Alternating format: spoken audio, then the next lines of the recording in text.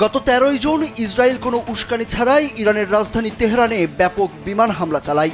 এতে বেশ কয়েকটি সামরিক ও পারমাণবিক স্থাপনায় ব্যাপক ক্ষয়ক্ষতি হয়।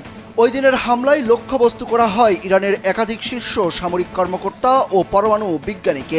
এর পাল্টা জবাবে ইরান ড্রোন ও ক্ষেপণাস্ত্র ছুড়ে ইসরায়েলের বিভিন্ন স্থানে হামলা চালায়। এই পাল্টাপাল্টি হামলা এখন পর্যন্ত টানা 6 দিন ধরে চলছে। ইসরায়েলের এমন বর্বরোচিত হামলার ঘটনায় ইরানের পক্ষে কথা বলেছে রাশিয়া, চীন ও উত্তর কোরিয়ার মতো পরাশক্তিরা। এবার সরাসরি ইরানের পক্ষ নিয়ে বার্তা দিয়েছে কিম জং উনের দেশ উত্তর কোরিয়া। ইসরায়েলের সাম্প্রতিক হামলাকে মানবতার বিরুদ্ধে অপরাধ হিসেবে আখ্যায়িত করেছে দেশটি। আর এটা ওইটা না, কাপড় ধোয়ার একটাই সলিউশন, চাকা অল ইন ওয়ান। উত্তর কোরিয়ার সরকারি বার্তা সংস্থা KCNA এক প্রতিবেদনে জানিয়েছে, এই হামলা মধ্যপ্রাচ্যে নতুন করে সর্বাত্মক যুদ্ধের আশঙ্কা তৈরি করছে।